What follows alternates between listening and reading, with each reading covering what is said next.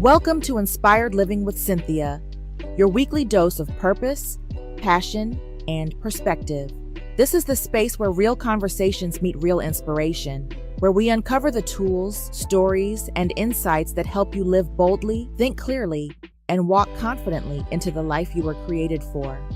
So settle in, open your heart, and get ready to be uplifted, challenged, and inspired. This is Inspired Living with Cynthia.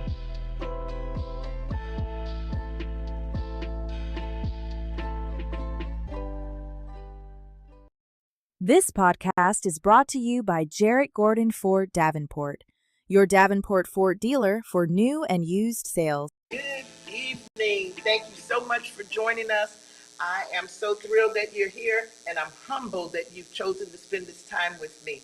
Tonight, I am super excited. I have with me Miss Markeisha Smith. I don't really need to give her an introduction because she is very known throughout Polk County and, dare I say, in the state of Florida. But she's a lifelong resident of Polk County, graduated from Haines City High, currently resides in Haines City, and she is an attorney in private practice. She really is just a public servant. She's the owner and founder of a local law firm that handles probate, real estate, closings, and personal injury. She and her husband, Vernell Smith Jr., have 3 sons. That's a busy life. Before she received her doctorate from Florida AME, wow, how could I mess that up? From FAMU, that's because you're so used to saying FAMU, School of Law, and was admitted to the Florida Bar. She actually began as a teacher. She was, for over a decade, she taught in the education system in Polk County, advancing all the way to principal. Markeisha's track record has a success in the community, and she has assumed various leadership roles within numerous organizations. So tonight, she's going to share her story with us, the good, the bad, and the not so ugly. But the name of the show, as you know, is Inspired Living. So my First question really has to be, what does inspired living mean to you personally? I heard this quote a long time ago that said, I aspire to inspire. So, one of my goals has always been to be able to be an example so that others would look at that and say, if she can do it, so can I. All So, right. that's what it means to me. Amazing, amazing. Okay, what was a dream you had as a child that still resonates with you today? Oh my goodness. This may sound cliche, but I would probably have to say being an attorney. Oh, wow. So, Okay. So that was always the dream. I always wanted to be an attorney. I mean, I had some moments where I wanted to do some other things. And just to rattle those off, one of them was a police officer. I think that was the very first thing I wanted to do. I wanted to be a police officer. And I don't know where it came from, but that was just something that stuck with me for a while. And then I think I ended up transitioning to saying I wanted to be a pharmacist. But I'll be honest with you, there's a lot of math in pharmacy, a lot of numbers, and that was not my strongest point. Right. So, Well, I settled on law. So I dreamed of being a lawyer, and I think that I still dream of being a lawyer because the job is the title can be so vast and you can do so many things in the realm of law.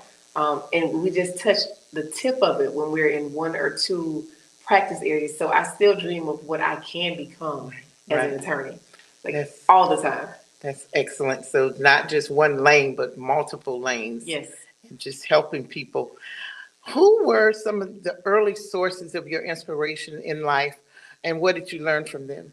My mom. Mm. She was probably the biggest source of inspiration for me. She is a very community focused person. She loves the youth. Like there are some people who have these crosses that they pick up, and her cross that she bears proudly is working with youth. And she introduced us to parades and different things of that nature for so long ago. She was also a little league rec youth cheer coach, cheer coordinator, all of that stuff. And then she was a hairdresser.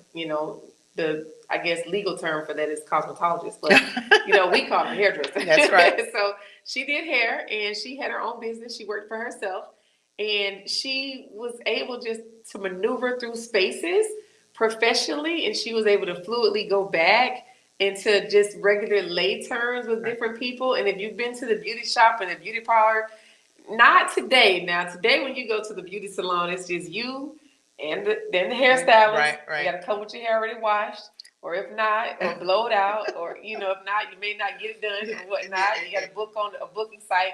But I'm talking about back in the day when people could just walk in the shop and they could wait, and there was an appointment, and then everybody who was selling anything would come by.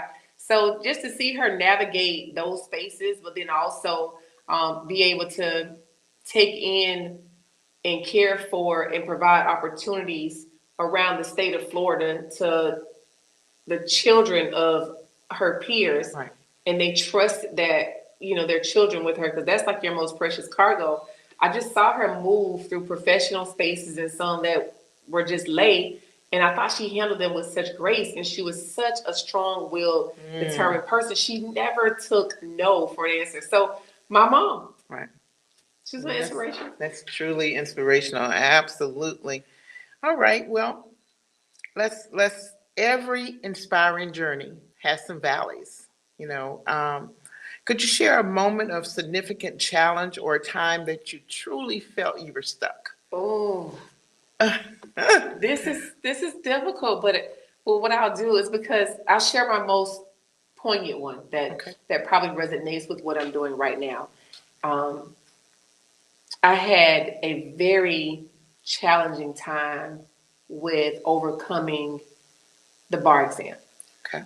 And so I became licensed and barred to practice in the state of Florida on my fourth attempt. So that means I took that 2.5-day test 3 times and got 3 failures in different spaces. And the way the test is set up is there's like a day 1, a day 2. You can pass certain aspects of it, but you have to pass it all to ultimately obtain your license. Right. On each setting, I wasn't not making the mark on every single test, but just for purposes of not being too technical here, I didn't pass it on time 1, 2, and 3. And I want to say time 1, it stung a little bit, but probably not a lot because I was working. I was an assistant principal. I was making money. And I was like, look, I don't really have time to take this test to really focus. And that's important because I needed it. But I also felt it unfair. I thought we have come so far and we've completed these courses that to me it seems not right to have this, in our face and looming over it and then have to give up so much. And I just really was not able to, at that time, walk away from the position I was in to dedicate to it. So that stung without a lot. The second time, though, was hurtful. The second time I prepared a little bit more and I didn't get it. And I thought, I'm never going to get it. And that was difficult for me. I thought, that's fine. I'll keep doing what I'm doing now. I love education and I'm going to stay successful. Yeah. In what you were doing. Okay. Well, there had to be an internal story that you were telling yourself during that difficult period to motivate yourself to get to that third time and yet again to the fourth time. Okay. There was a little bit of a story, but it didn't really come from me. I'll be honest. Okay. I had resolved that I was okay. I think at the time I was making really good money. I probably want to say 6 figures. And this was, I don't know, over 15 years ago, right? So that was, it was a long time ago. Right. That was a girl from a little town making a whole lot of money. And the individuals that I was in school with, as far as law school, when they were coming out, they were not making half of what I was making. Oh, wow. So I just didn't feel I didn't really feel that swift kick to be like, okay, this is hurting me. I just thought, you know what? Well, maybe God just meant this for me to actually go through law school, but not practicing. Who cares? The things that you tell yourself that make it feel better. All right. Whatever, like how people say, whatever it takes to make you feel better. So it's one of those things. I just told myself whatever it may be, whatever made me smile and happy. And I was like, it's not a problem. I'm doing my thing anyway. And I wanted to break a little bit and I wanted to have children. And so I started on that journey and I actually had a fellow classmate by the name of Perry Cameron. And he called me and he asked me what I was doing. And this is while I was on maternity leave. And I basically said I was doing nothing but being on maternity leave. Like, that's what you do. I was like, he's a male, so maybe he didn't understand. But, baby, I'm on maternity leave. And he was like, okay, so what you doing? I was like, I'm doing, I don't know, baby stuff or whatever. And he said, so are you going to take the bar again? I was like, nah, yeah, I'm done with it. Yeah. It's good. I think I was paying about $15,000. I was like, I'm not going to keep wasting money is what I felt like. And he said, so what's stopping you from doing, like, studying now? And I said, nothing. And he said, so you're not working, but usually you're working, you're moving, you're doing all these things. Right now, you're just at home with a baby. Right. And that's it. Why can't you study?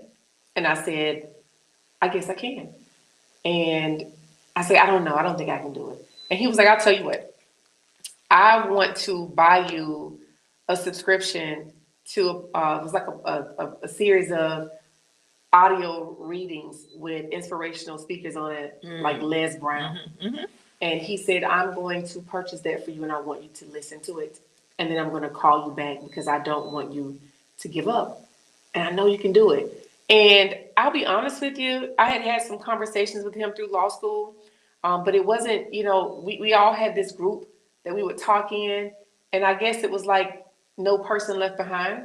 Like maybe he felt like I hate to leave her behind, so I'm gonna call and I'm gonna ask, and that meant something to me.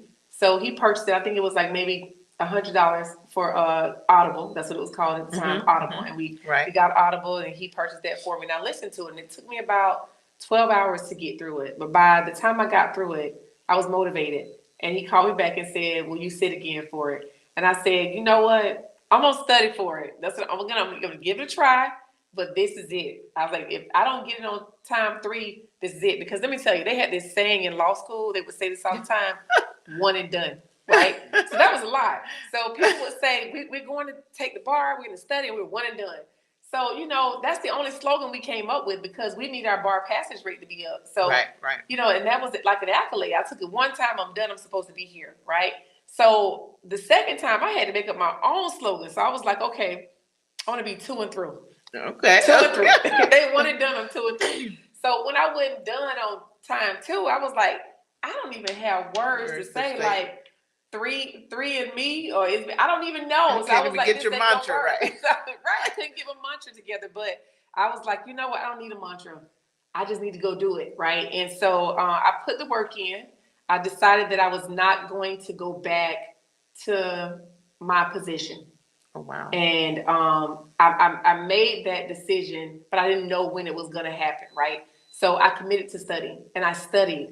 And what happened is I got a little bit closer. I was like maybe within 1 point of passing. And that kind of reinvigorated me to say that you can do this. If you follow the steps that you're given and you do the work, you can accomplish this, right? You got to clear it and do it, right? And that was it. And so after that, it was on, because for time number 4, right, I ended up leaving, resigning. I was vested, because you need to be in a position with the state for 10 years. So at 10 years, I was vested with my retirement. I wanted to make sure that was good to go. And so I left my position and I started studying with a partner, and I committed to going. I broke down everything I had, as far as I didn't get my nails done. I was like, I'm not getting any pedicures. And I know this sounds crazy, but I was like, I'm not even buying a weave. Like, my hair just will not be done. I was like, so you were committed. I would hear people say that you can wash your hair, right? And this is crazy, because remember, my mom was a cosmetologist, right? She did hair. And so we always had hair in abundance. But by this time, mom had slowed down, right? You know, she slowed down drastically. And so girls have bundles now and stuff like that. And it's very common to watch them and bring them back to life. And people have all kinds of content about it. But back then, that wasn't common. It was like, new, girl, she washing her hair, like, oh my goodness. But honey, I had got me some crochet hair. And I put it in. I had my mom do it. I took it out. I washed it. I was like, I'm not spending anything, a dime or whatever. I took my son out of daycare. I was like, listen, I have an educator license. I can do this. I can teach you, because we don't have money to pay or whatnot. So I broke down everything I could to help, because remember, I'm in a house with a partner. Right. And so I can't just throw away everything that we have. Right. There has to be some type of plan for it. But I tried to help out when I could. I'm not even a cook. Honey, I started cooking. I taught myself how to cook during that time. And I don't cook at all. So if you're watching this, trust me, you know I don't cook, honey. I just don't. And it's not my forte, and I don't even really enjoy it that much. But during that time, I found a lot of joy in it. Right. You know, because I thought that was my contribution. And at least if Vernell is out there working and paying these bills, when he come home, he needs to have a meal. A hot meal. Right? He does not need to be complaining, saying what she brings to the table. I was like, at least this is going to be done. So I committed to doing that, and I had saved too. So that's the other thing too. I didn't spend everything that I had. So I saved. I linked up with a girlfriend, and what she told me is this: I study every day, because study materials were like $5,000, and I just didn't have it to put out. And she said, I study every day at Rollins College in Orlando, and if you want to study, you can come there. And so I had to commit to going there in her time. That was hard, because as much as I love her, she was firm. She would say, I'm studying from 9 to 11, and then I'm stopping, and I'm studying from 1 to 5. But if I got to her place at 8 o'clock and she decided, well, something came up and I'm going to adjust my schedule, she didn't give me any notice. I would just have to sit there and wait. It was a very humbling experience. She also said, we have about 15 books, and it's about me passing the bar. So at any given time, if you're working in book 1 and I'm in book 3 and I want book 1, I'm going to say, Marky, she called me Marky, I need book 1. And I would have everything that I had. I was broken all the way down. I was like, you know what? I need her. I need her materials. I need her book. This has to work. I can't worry about not having my own set. I can't worry about me feeling a little bit humiliated right now or not humbled right now. I need this to work, God. Right. So I'm going to do my part. Like, you give me an opportunity, she don't even have to let me use her materials or whatnot. And that's what I did. And it was a rough season for a couple of months there or whatnot, but I got through it. And I passed. Exactly. Yep. That's the main part. Thank you. You didn't give up. I did it. You didn't give I up. did it.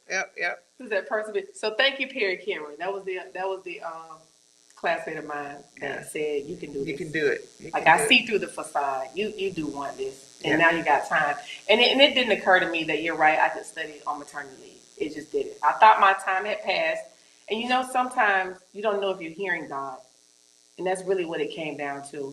I didn't know if what I was doing was my plan and was not God's plan. Right. And people will say you have to sit and you have to hear. And I started to believe that maybe I was forcing this and that God allowed me to get through law school and that was going to be good enough. And I needed to sit with that. And he opened up this other opportunity for me in education that I never thought of, but I was so successful at it that I needed to sit there and be thankful for that. So that was a lot of like internal struggles that I was dealing with on, am I hearing God or am I following what I want to do and not being obedient? Is this your true purpose? Yes. Is this? I was struggling. Yeah. Yeah, it sounds so like it. But we know now that it was I feel like I heard you, God. All right. What was a piece of bad advice that you received that you're glad that you completely ignored? You know what? People saying I can only imagine. It's hard, let me put this into perspective with an example.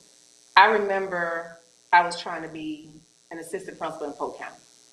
And at the time, one of the things I did, and I hate to say it, but I'm just going to call it for what it is. I know things change, but it was kind of known that when you apply for a position, your direct competition, I hate to say it like a competition, but you were applying, was going to be the African American candidate.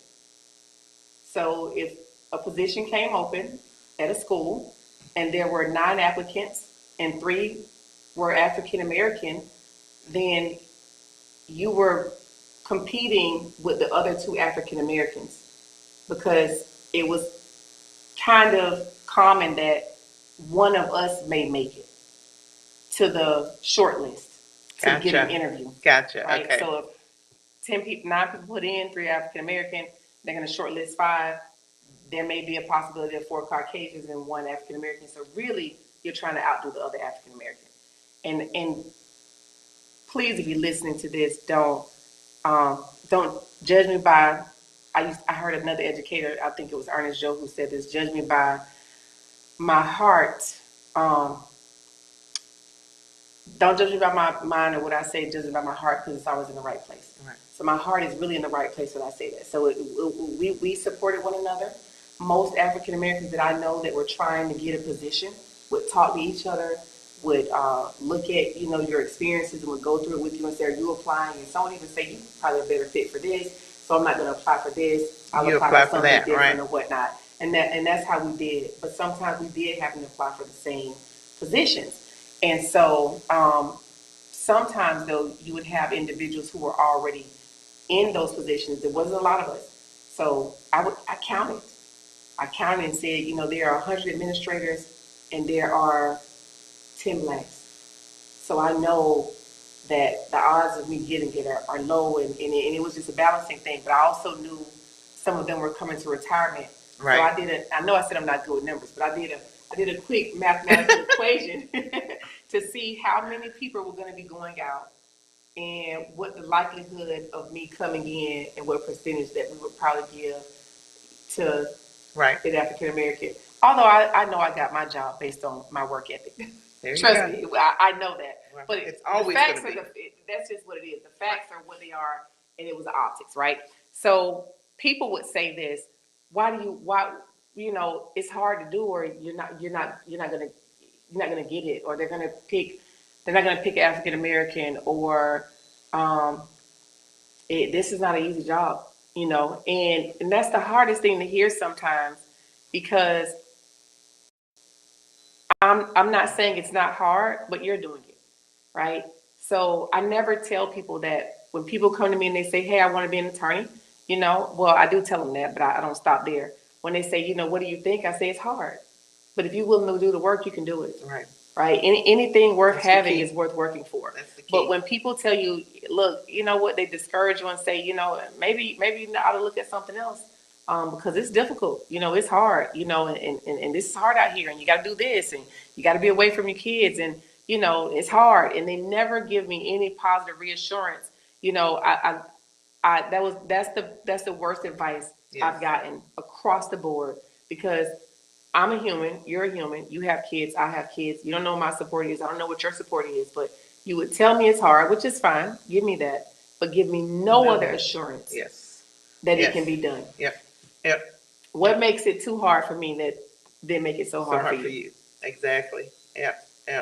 That's just, bad advice. Bad advice. Don't give bad advice. And you kind of talked about it already, but the rock bottom moment for you, and you talked about the humbling experience with sharing the books and the young lady, and you just having to be on her schedule. But ultimately, how do you think that served you? Jesus, I think it served me well, because sometimes you can think you have it all together, or sometimes you can feel that the only right way is if it feels easy. Right. And that's just a common misconception of so many things, right? We can go so many ways with that, even love. People will say love is easy. I wish it was easy. Exactly. Listen, love is complex. Yes. It just is. I mean, the feeling of it, like liking, I don't know, I like sweets or I like treats. That feeling it just comes naturally, but it's complex, because the more sugar you eat, okay, the worse off you are in a lot of ways, and it comes with a lot of health challenges. And now they're seeing that it could be the cause of diabetes and all kinds of other things. So if I put it in simplest terms like that, it is complex, but it's easy, but it's not easy, right? Right. So it's a journey in life, and you got to know that, and you got to be ready for it. Got to be ready for it. Absolutely. What was a small step that you took when you were in these challenging times, when you were, making your decisions about, is this the right thing? Is this really my purpose?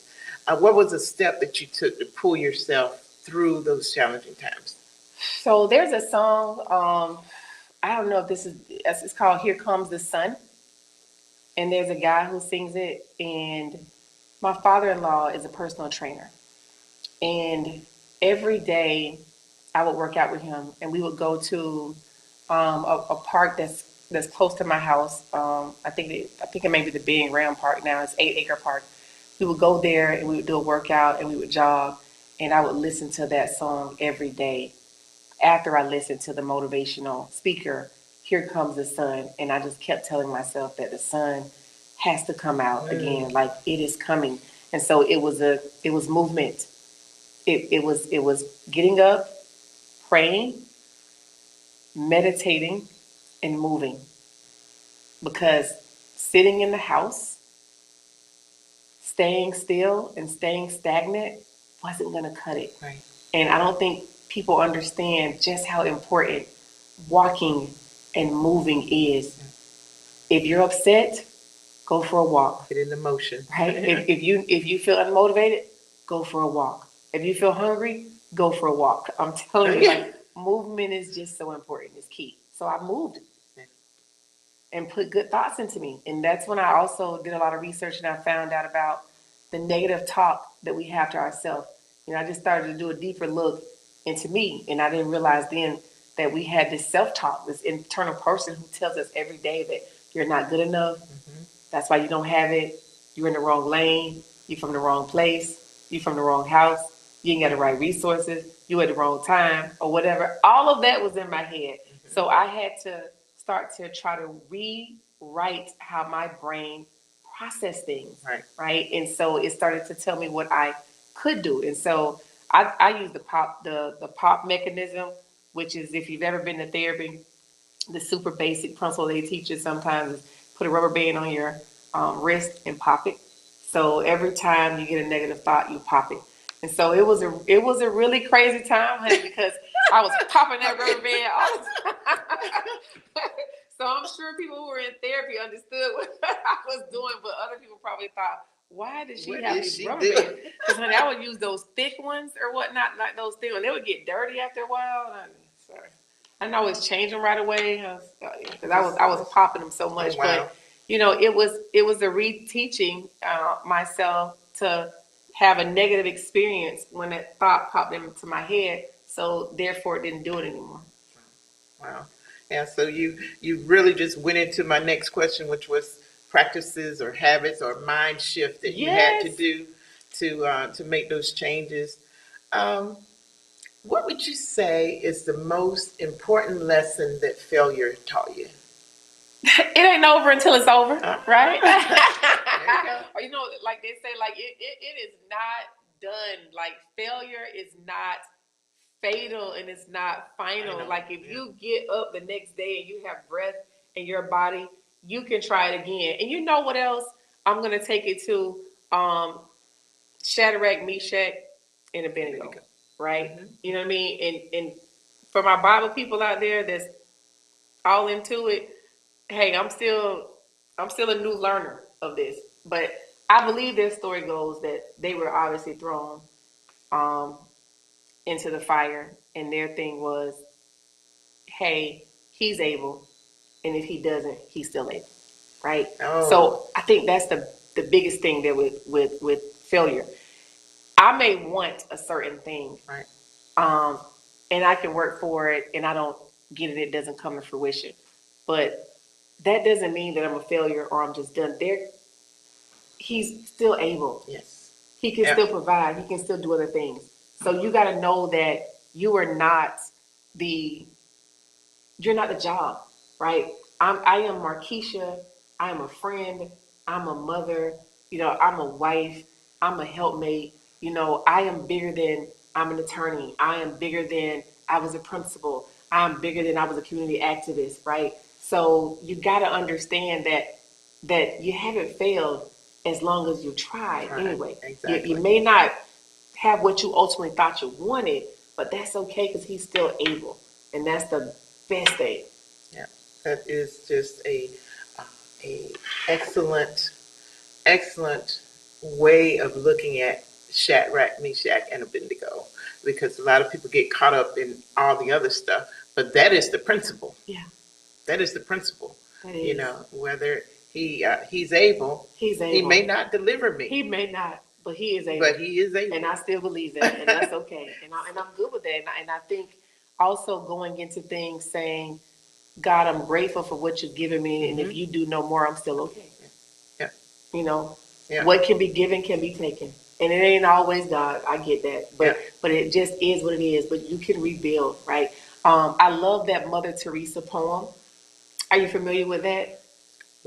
You got to look it up. It's I think it's called the Mother Teresa poem, and I think it was Bishop T.D. Jakes maybe who put it out, widely disseminated a couple of years ago, where it's a good poem. You got to read the whole thing, but one of the great takeaways was what you build in 10 years, somebody can tear down in one day. Yes. Build anyway. Yes. That's what it was talking about. You do it anyway. Anyway. I love that. I like that. I am definitely going to have to look that up because I'm not familiar with that. It's a good poem. Yeah. It's good. Okay. All right. So we've talked about the past. We've talked about a lot of the things that you went through. But let's talk about the now. Okay. I'm ready. Let's get into now. Let's talk about the now. What does the first hour of your day look like? How do you set the tone for living an inspired day? Oh, it's a no phone zone. That's number one. Okay. It used to not be like that, but when I was a principal, what was happening is I was getting about 100 emails a day. And I don't mean 100 fluff emails where people say, girl, I get 200 emails a day and it's from Bath and Body Works. No, ma'am. I mean 100 content-based emails that needed a response from me or something was or was not going to happen. Right. And so I found myself being frazzled. I was getting up in the morning, and the first thing I did when I rolled over is I grabbed my phone. Like, and I would look at it, and then that was before I would even pray or whatnot, because my grandma Nettie B taught me to get on my knees and pray as long as I could. Now I know a lot of us do the prayer in the bed, and I'm gonna tell you this. Sometimes I'm guilty of it, but not so much now. Like in the last couple of years, in the way I reframe my day, I just don't do that. And so I wondered why I was so anxious, because growing up I was not an anxious person. Growing up I didn't have anxiety, and these things started to develop for me in my 30s. And I was like, this is insane. Like, how do you go to get anxiety in your 30s, right? And I never had that. I was confident. My confidence started to be shaken, and it was one of the things I just couldn't put my finger on.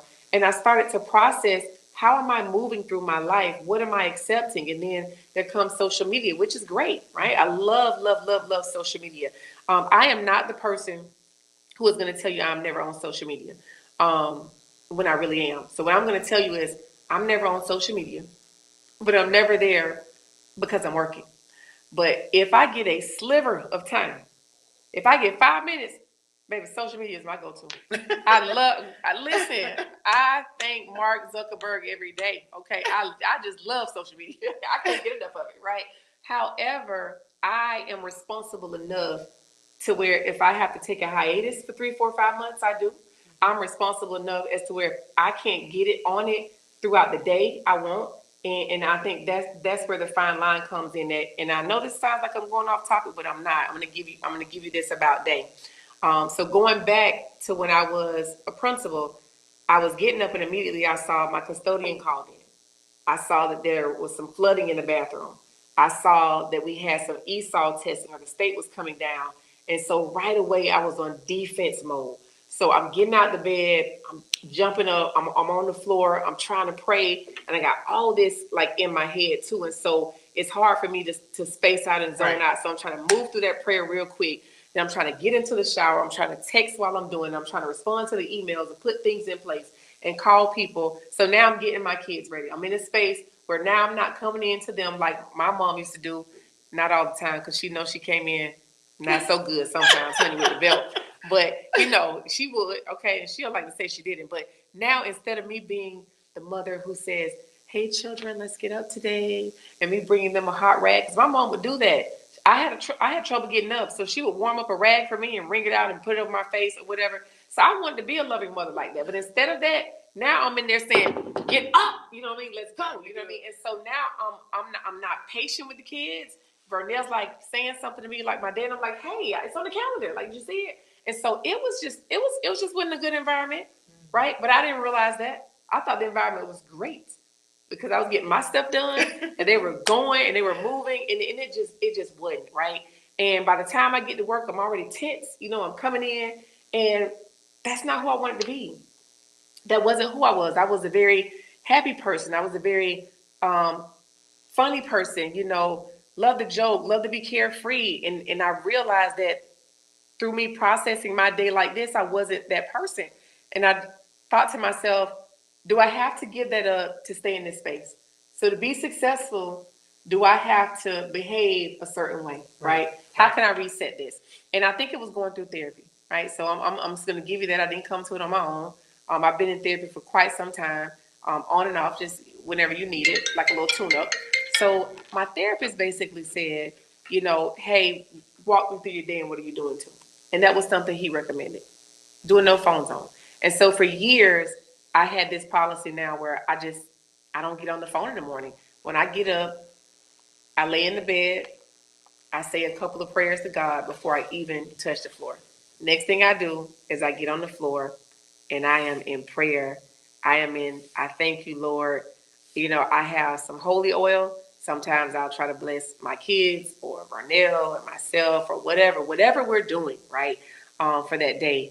And then I go through my routine. And when I'm going through my routine, now when I'm brushing my teeth and I'm getting them together, I actually will play sermons back so that I can hear those in the background. So it doesn't stop with me just praying. I now pray those, listen to those sermons, and I get dressed, get my kids dressed, and I work out. I made it a point that I'm going to work out, that I'm no longer going to run down the road. And that took some time to get to and just go out the door. I go work out.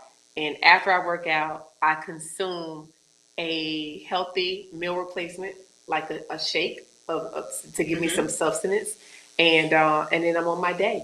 And usually that takes me about 2 hours in the morning. And if that means I have to get up to do that a little bit, I get up and I do that, and that really sets the tone of my day. It just does. Wow. Wow. Yeah. It does. Absolutely. Yeah, absolutely. You got to have that prayer time. You do. And you got to have that me space, or else somebody's going to lose a head. Somebody's losing their head today. Okay. What is a book, poem, or quote that you return to time and time again for inspiration? I would probably have to say the Mother Teresa poem that I was telling you about. It's just really good because it just talks to you about perseverance. It talks to you about life. It says that the kids are going to basically grow up and you're going to teach them a certain thing and they may or may not do that. It's saying life is going to happen, but you keep going anyway, right? And so I think I return to that over and over again. Okay, that's a good one. All right. How do you define success for yourself today? And has that definition changed over time? It has. So today, success looks like freedom. That's it. Freedom to do what you want. I think that when I grew up, there was a mantra of you work hard in your 20s and you're going to build in your 30s. And you're going to start, relaxing or whatever and resting in your 40s. But I recently heard an entertainer who is in the music industry use some other terms to define it. And I think what she said is, you work hard in your 20s. So in your 30s, you work how you want, and then in your 40s, you work when you want, and in your 50s, you work if you want. So that's a little bit of a mindset shift. So I'm trying to shift to that. And so I would like to say that in my 20s, success for me looked like getting stability and acquiring things and a lot of things. That's what it was about. It was like you gotta get all the stuff. You gotta have I gotta get it. I gotta get it. Like, I gotta have it. And then I think my 30s, it was still me getting more things, right? And I didn't look at the slowdown because I didn't look at time like that. Now now in my 40s, I look at time and I say, Jesus Lord, if I'm halfway over what I was promised by Him, man, this went too fast. So I was still thinking about getting all the things in my 30s, and now as a recent, I thought I have a lot of things.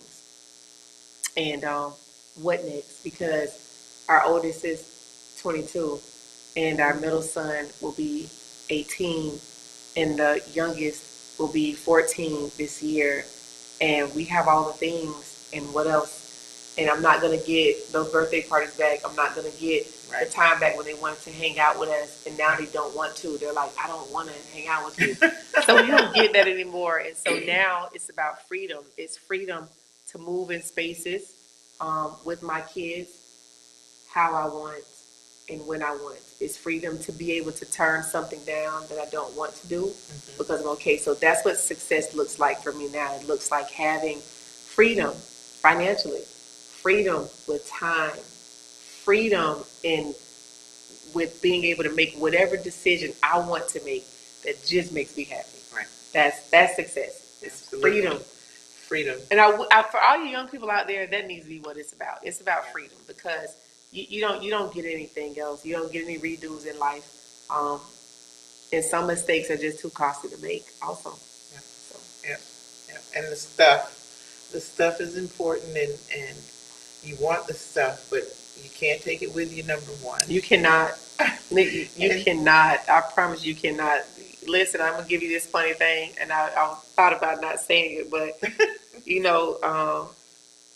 obviously we got my son a vehicle for his 16th birthday, and it's just a thing, right? The thing, he's not in that vehicle right now. So it doesn't matter, right? Like when they get older, you ask them, what was your most memorable time, when you give it to them, they're going to say the thing because they want it. But thereafter, they tell you about the fun they had on the trip. Yeah. Or when we were home and we did Christmas this year and everybody was over that year. Yeah. And recapturing that essence. So I try to create, I've always done that, try to create memories and moments for my kids, like experiences. I love experiences. I'm an experienced person. Yeah, yeah, absolutely. Well, we are winding down, and I'm going to ask you some off the wall questions that really don't have anything to do with anything, but just so that the people can get to know you a little better. Okay. What is a small thing that brings you immense joy? Ooh, small thing that brings me immense joy. Let me see. I got it. So I get shakes from Claudia in Haines City at Champs Nutrition, and they're the Herbalife shakes. And what she does, whenever you go in and you get a shake every day, is she will put, say like it's, Valentine's Day, St. Patty's Day, she puts the little stickers on there for little holidays and says like good luck or have a great day. Those stickers that you used to get when you were in kindergarten, first grade, and the teacher put a sticker in there. And I used to be a fourth grade teacher, so these kids were happy to get these stickers. It's simple, but it brings me joy when I go and I see it on my cup and I go in and maybe because it reminds me of education too, and it's like these boards and her window clings. She goes and she gets them, and it just brings me joy to walk in there and be able to walk in there every single day after a workout. Simple and buy that and go. It gives me some joy.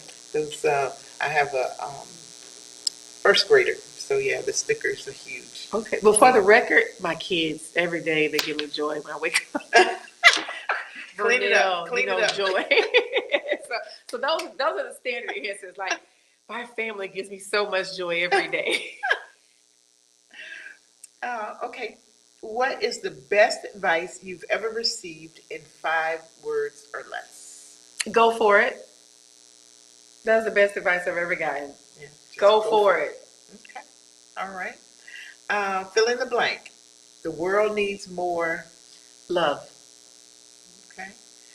All right. One thing that you're most grateful for in this exact moment. To be here. Recently, we had a close family member that had a medical episode, and they're not able to do the things that they used to be able to do. And that was hard to see because they're a very social person, a very active person. They were very healthy. And to see someone standing and able to get up, and then the next moment, without warning, they're not, is a lot. So to be able to come here, drive myself, sit and talk to you is be in the moment. Right. And about what I do and still be here, after 10 years to being a licensed attorney is so meaningful for me in the moment. Okay. What's your favorite scent or sound? I don't have a favorite scent. I like them all. Like I don't have a favorite color. Like I'm a black, white. I don't really care. Fun fact: Bernell chose our wedding colors. Oh wow! I was like, I don't care. It's like whatever. He was very heavily involved in what he wanted, and a lot of people don't even realize that most of that stuff was what he said. Let's go with it. And I was like, okay, well, then I guess we can theme it out. So any scent. I will tell you this shameless little plug here. I have Patrina McCutcheon. She makes scents and she sells them. And whatever she has in those roll-on bottles, honey, they smell like what I imagine heaven must smell like. So it's all kinds of things. But I have become a scents person as of recent, but I don't have a favorite. I just like anything that smells good. Right. And sounds, I'm gonna be honest. If I'm honest with you, it's that sound the Cash App makes. Like it goes like ding. Listen, when that Cash App ding go off, honey, that's a good sound. I like it because I send so many. know, my kids, I'm always having to be the one to send it. So when I get a cash out, ooh, yes, too funny. I love it. All right. Last two. What's a belief that you hold that most people might disagree with? Ooh. You know what? Because we're on camera, I'm not going to say that one. So let me come back to that one, and then ask you the next question first. I got to ponder on that one. All right. What is an uninspired activity that you do just for fun? Something that's uninspiring, just for fun. Oh, I don't really think it's uninspiring. Well, maybe so. All right. So I have become a little bit of a gardener. Oh, wow. And so I know, and the reason why I would probably categorize that as uninspiring is because most of us just want food when we're ready to eat, right? We don't think about where it comes from, how it comes. That's the vast majority of us, right? And so getting into gardening, and I grew tomatoes and okra, and to be able to eat the stuff that I grow is pretty. That could go either way. That could be pretty. And for me, that would be inspiring. If I put something in the ground and I watch it grow, and then I can go out there, pick it, and eat it, that's inspiring to me. When I tell you that is a really good feeling. Yeah. That's what I will say. That I've become a person that loves to see plants, have plants around me, and all of that stuff. Wow. Or maybe journaling, but I guess journaling wouldn't be uninspiring. Yeah. So let's go back to that other question. What was it again? You ready? Yeah. Ready? Okay. What's a belief that you hold that most people may not agree with? I don't agree with feeding my children first. Do it.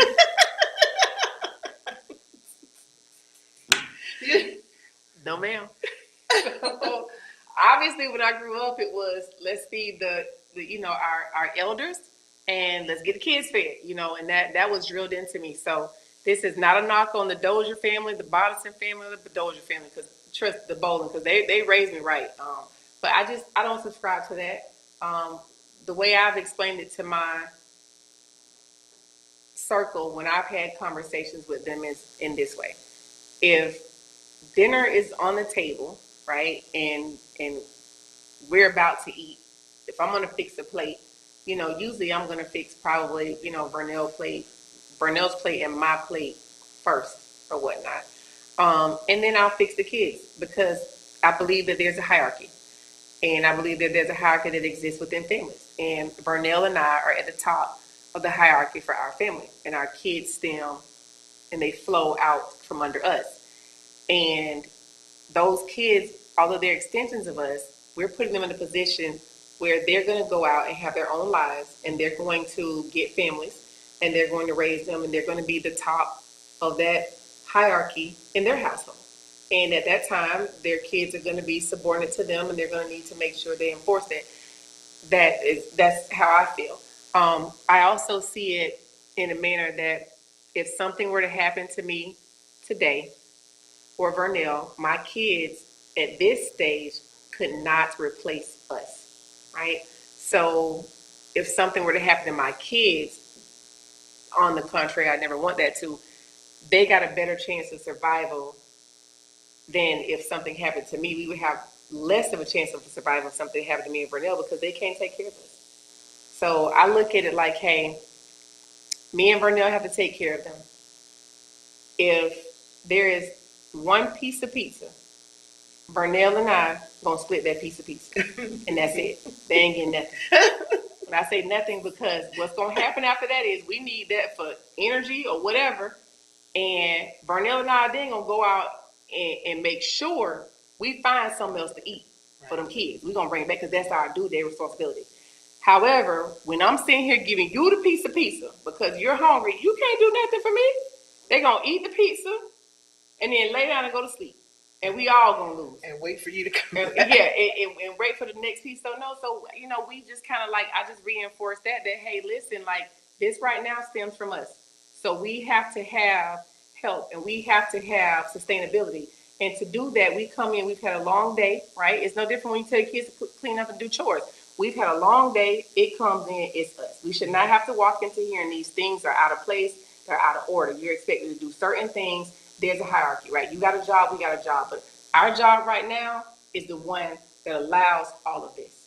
And so because of that, we need our strength. We need that. So it's pretty clear to them too. And a lot of people don't look at it like that. They choose their kids before their person. And I don't. I don't choose my kids before my person. And they know that because they're going to have their own life. Like, it's not going to be, it's me and Vernell against the kids. It just is what it is, right? Because they're going to have their own life. They're going to go, they're not going to drive a wedge between that because I have to have a mate for the rest of my life. And that's who I chose. And he chose me. And we're still here together. And we got to make it, right? And that's just it. Right. It's just like you said, they don't even want to be around you after a certain age. And they should, and then they come back to it. But to me, it's just foundational principles of, hey, this mom and dad are up here, and you are not on the same page and level as mom and dad, and you never will be. You're just not. Now, in your household, when you become mom and dad, you will take that and you'll understand what I'm saying right now. But you feed who is common sense, who can go out and make it happen. So we appreciate it and we celebrate that. That worked all week. That's why, when I was not working, I made sure that house was clean and there was a hot meal for Vernell. But now that we both work, I'm like, child, I don't know who's going to put the food on the table. Cooking is not my strength, it's yours. Right? So it just is what it is. But it's that they need to understand and know that. And I think that's a lot of the problems with sometimes youth and households and people in this world. We don't understand hierarchy. We send kids off, they go to work and they talk to the boss any kind of way and you wonder why.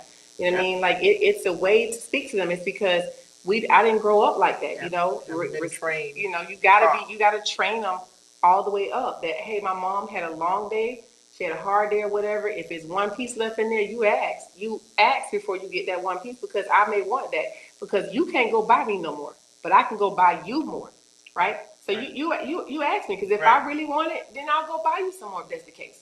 Right. But you ask. So that's what we do in our household. Works for us. It might not work for you now.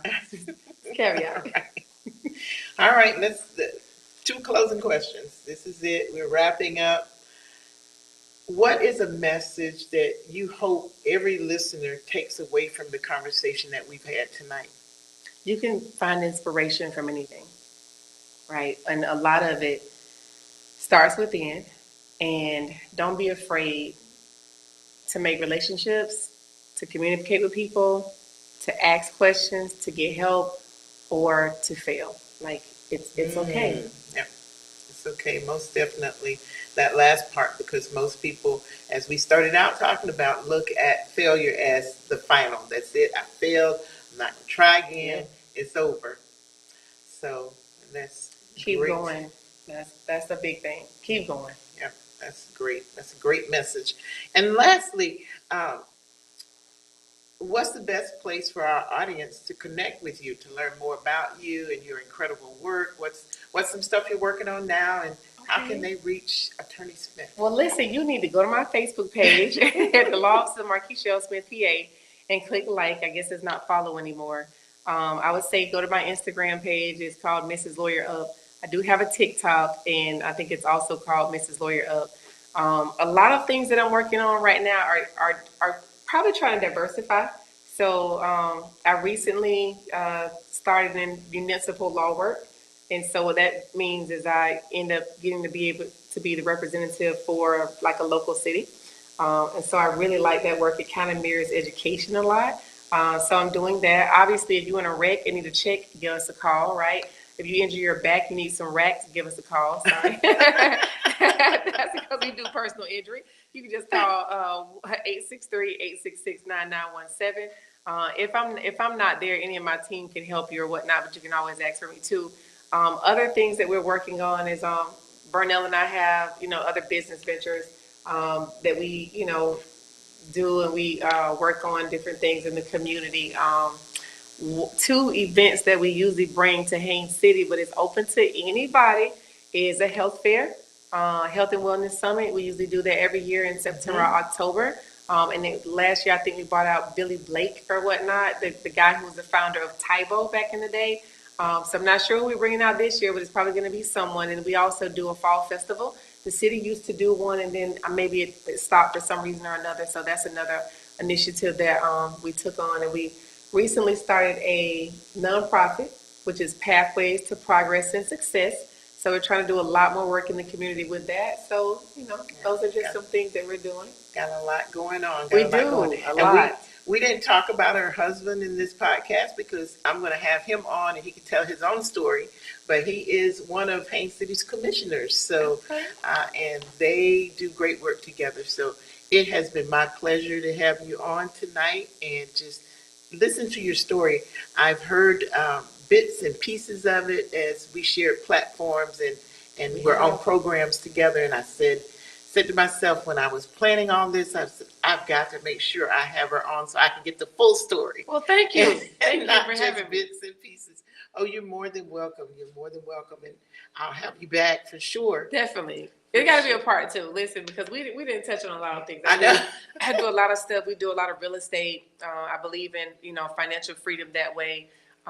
We own the bread route, which is where we deliver products to Walmart, Winn-Dixie, and Publix, and things of that nature. So we definitely got to come back, have a follow-up conversation. You guys tune back in. Maybe I can get back on here in another month or two. Okay, absolutely.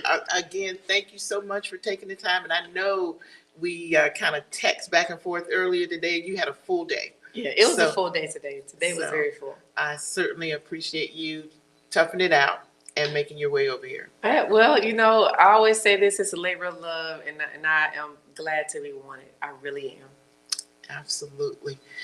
Thank you so much for tuning in tonight. I hope you enjoyed our conversation. I hope you learned and were inspired by this young lady's story. And I hope that you know that you can do it too.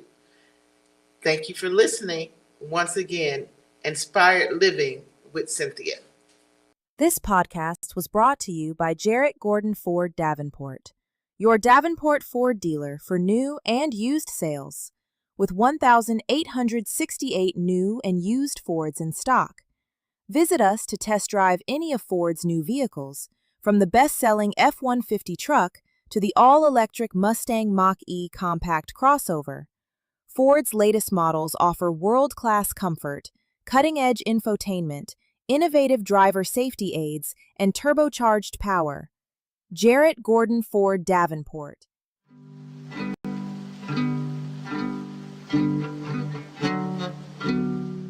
Thank you for joining us for another episode of Inspired Living with Cynthia, your weekly dose of purpose, passion, and perspective. I hope today's conversation encouraged you, empowered you, and gave you something meaningful to carry into your week. Remember, inspiration isn't just something you hear, it's something you live. So take what you've learned, apply it with courage, and keep moving toward the life that's calling you. Until next time, reminding you to stay inspired, stay intentional, and stay true to your purpose. Have a blessed and beautiful week.